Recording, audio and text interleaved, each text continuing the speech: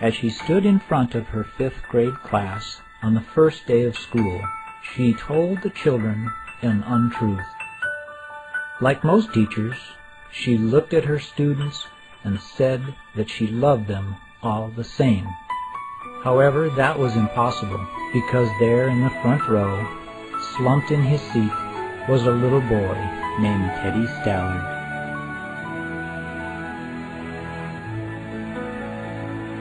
Miss Thompson had watched Teddy the year before and noticed that he didn't play well with other children, that his clothes were messy, and that he constantly needed a bath. And Teddy could be unpleasant.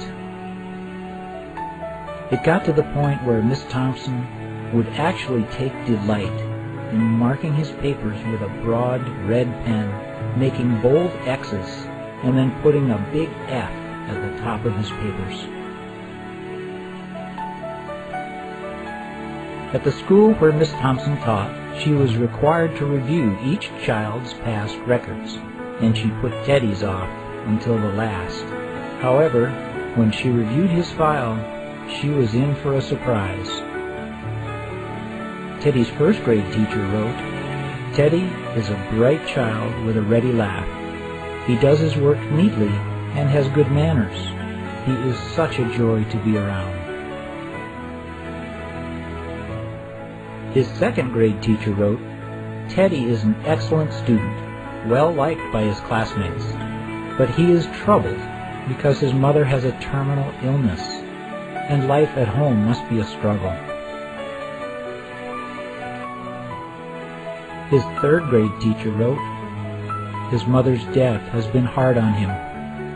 He tries to do his best, but his father doesn't show much interest, and his home life will soon affect him if some steps aren't taken." Teddy's 4th grade teacher wrote, "Teddy is withdrawn and doesn't show much interest in school. He doesn't have many friends, and he sometimes sleeps in class." By now, Miss Thompson realized the problem, and she was ashamed of herself. She felt even worse when her students brought her Christmas presents, wrapped in beautiful ribbons and bright paper, except for Teddy's. His present was clumsily wrapped in heavy brown paper that he got from a grocery bag. Miss Thompson took pains to open it in the middle of the other presents. Some of the students started to laugh when she found a rhinestone bracelet with some of the stones missing and a bottle that was 1/4 full of perfume, but she stifled the children's laughter when she exclaimed how pretty the bracelet was, putting it on, and dabbing some of the perfume on her wrist. Teddy Stallard stayed after school that day, just long enough to say, "Miss Thompson, today you smell just like my mom used to." After the children left, she cried for at least an hour. On that very day, she quit teaching reading, writing, and arithmetic. Instead, she began to teach children. Miss Thompson paid particular attention to Teddy. As she worked with him, his mind began to come alive. The more she encouraged him, the faster he responded. By the end of the year, Teddy had become one of the smartest children in the class. And, despite her lie that she would love all the children the same, Teddy became one of her teacher's pets. A year later, she found a note under her door from Teddy, telling her that she was the best teacher he'd ever had in his whole life. 6 years went by before she got another note from Teddy. He then wrote that he had finished high school 3rd in his class, and she was still the best teacher he ever had in his whole life.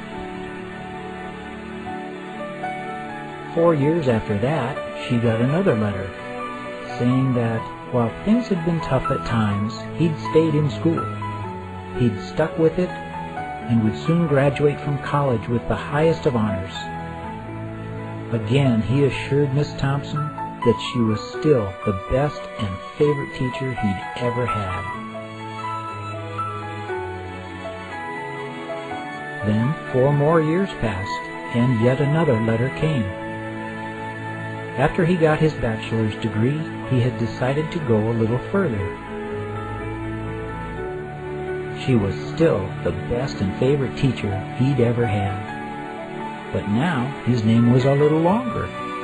The letter was signed Peter F. Stallard, M.D. The story does not end here. There was yet another letter that spring. Teddy said he'd met this girl and was going to be married. He explained that his father had died a couple of years ago, and he was wondering if Miss Thompson might agree to sit at the wedding in the place that was usually reserved for the mother of the groom. Of course, Miss Thompson did, and guess what? She wore that bracelet, the one with several rhinestones missing. Moreover, she made sure she was wearing the perfume that Teddy remembered his mother wearing on their last Christmas together. They hugged each other, and Dr. Stallard whispered in Miss Thompson's ear, "Thank you for believing in me. Thank you so much for making me feel important and showing me that I could make a difference." Miss Thompson, with tears in her eyes, whispered back. She said, "Teddy, you have it all wrong. You were the one who taught me that I could make a difference. I didn't know how to teach until I met you."